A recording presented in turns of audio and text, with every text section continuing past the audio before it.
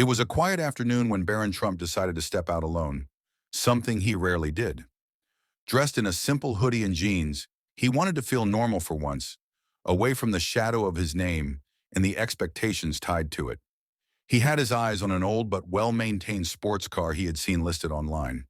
It wasn't the type of car someone with his background was expected to buy, but that's exactly why he wanted it. Something real, something with a story behind it. He walked into a small dealership on the outskirts of town, the kind of place where people bargained hard and every penny mattered. The salesman, an older man with graying hair and a smug look, watched Barron walk in. To him, Barron looked like any other kid trying to dream too big. The boy walked straight toward the car and ran his hand along the sleek lines of the hood, his eyes gleaming with excitement. "How much for this one?" Barron asked casually, pulling out a thick wad of cash from his pocket. The salesman chuckled, loud enough for the other staff to hear. "Kid, you got no business here. That car's way out of your league. Why don't you go back to saving your lunch money?" He didn't even bother to hide the disdain in his voice. Barron stayed calm, though inside he felt the sting of those words. He could see the salesman wasn't judging him by his interest in the car, but by how he looked. Just a teenager, probably wasting time. "I'm serious. How much for the car?" Barron's voice was steady, but there was a quiet intensity in it now. The salesman leaned against the counter, shaking his head with a smirk. "Look, kid, even if you had enough cash, I wouldn't sell it to you. You wouldn't know what to do with a machine like that. Why don't you run along before you embarrass yourself further?" Barron didn't react immediately. Instead, he reached into his pocket again, pulling out his ID. As he handed it over, he locked eyes with the salesman, waiting to see the reaction. What happened next caught everyone in the dealership off guard.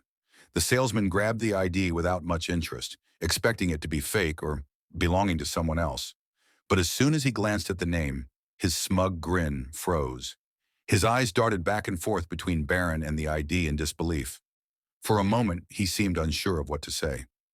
"Barron Trump," he muttered under his breath, loud enough for a few others nearby to hear. The atmosphere in the dealership shifted instantly. The casual arrogance the salesman had shown moments ago disappeared, replaced by awkward silence. Barron noticed the change but didn't show any reaction. He had experienced this before, people treating him differently as soon as they realized who he was. He didn't want special treatment, he just wanted to buy a car like anyone else. "You said something about this being out of my league?" Barron asked, his tone calm but firm, making the salesman squirm. "Uh, I didn't mean—" "Look, I was just joking, kid. I mean, Mr. Trump," the salesman stammered, trying to recover from the awkward situation. The other staff members, who had been amused earlier, now watched quietly, curious about what would happen next. Barron stepped closer, locking eyes with the man. "I don't want apologies. I want the price. Or should I take my cash elsewhere?"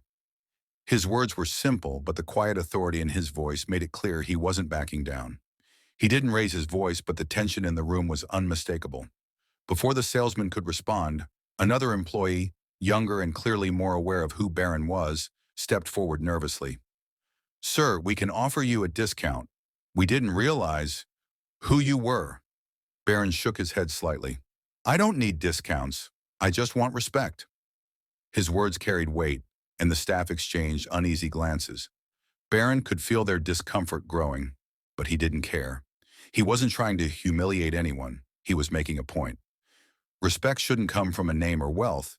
It should come from how you treat people. The salesman, realizing there was no easy way out of this, quickly gave Barron the price. Barron counted the cash without hesitation and handed it over. As he did, he noticed a young boy, about 10 years old, watching him from across the room. The boy's eyes sparkled with admiration, clearly recognizing who Barron was, but too shy to approach. Barron smiled at the boy before turning back to the salesman. "Keep the change," he said, his voice softer now. Without waiting for a response, he walked over to the car, opened the door, and sat inside.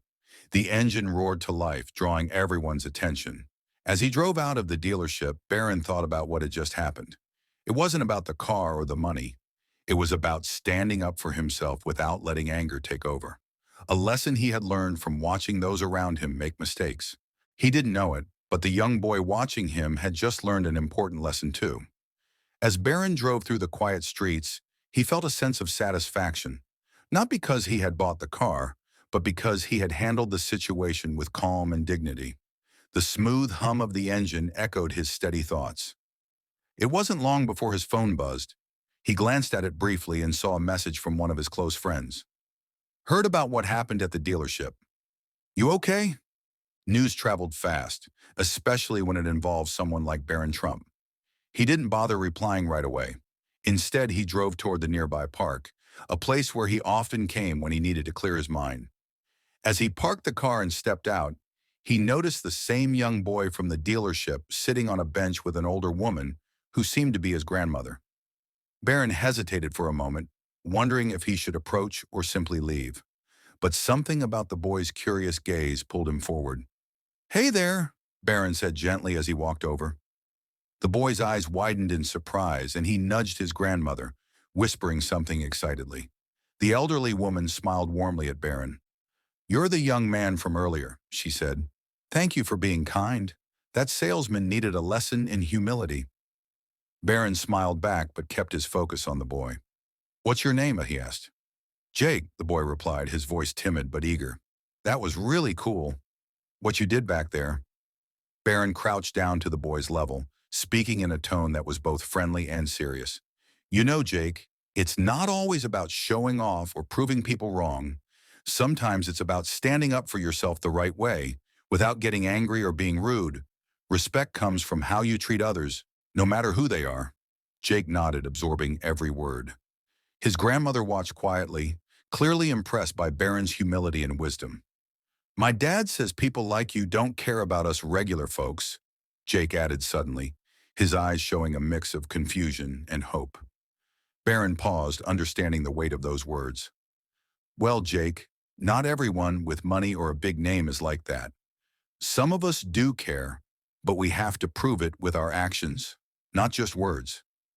He placed a hand on the boy's shoulder. "Never judge people by how they look or what you think they might be.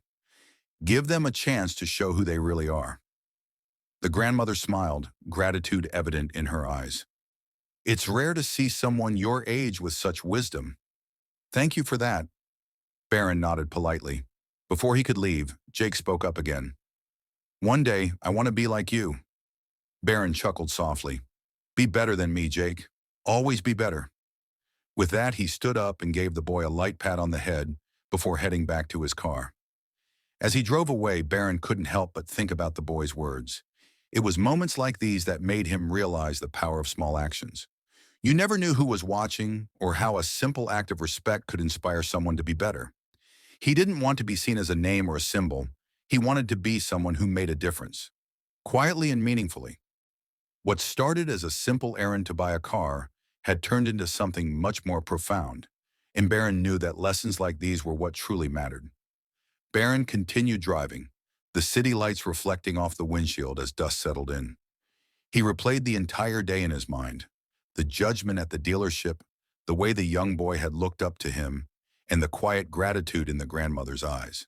These weren't grand gestures or publicized events, but they carried a deeper weight. They reminded him of something his mother, Melania, had once told him. True respect isn't given because of a name. It's earned through your actions, especially when no one's watching. As he approached a red light, Barron noticed a small diner on the corner. It looked modest, worn down by years of service but still standing strong. He decided to stop and grab something to eat. Inside, the atmosphere was warm, filled with the hum of conversation and the clinking of cutlery. He found a quiet corner and ordered a simple meal. While waiting, he overheard a heated conversation at a nearby table. A waitress, looking visibly distressed, was being scolded by her manager. "If you mess up one more order, you're done here.